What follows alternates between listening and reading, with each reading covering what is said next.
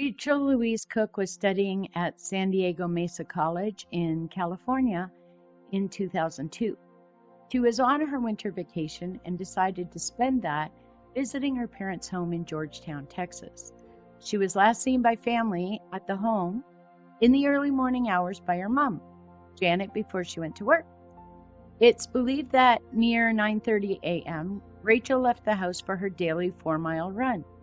She was last seen by several witnesses about 200 yards from her home, walking in the direction of her home. When her father, Robert, returned home at 3 p.m. to go shopping with Rachel, she was not there and had not left a note. She was 19 when she went missing. An extensive search was conducted but produced no results.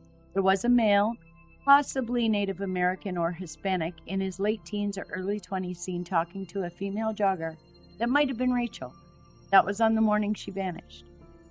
That person has not been identified, but police would like to speak to them in the event they can shed any further light on what happened to Rachel and where she might be.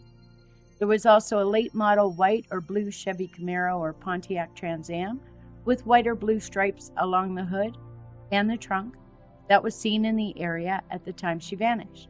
The driver of that vehicle may also be able to provide some information on where Rachel was or where she might have gone that day. Neither person is a suspect in the case.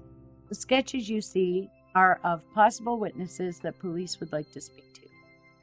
In 2006, Michael Keith Moore, in prison for an unrelated murder, confessed to having murdered Rachel. He claimed he abducted her, killed her with a hammer, and dumped her body into the Gulf of Mexico. He was charged and scheduled to plead guilty to the murder, but backed out suddenly. He would say that he made up the confession to get some preferential treatment. Authorities do believe his confession was accurate. However, the charges were dropped at a later date.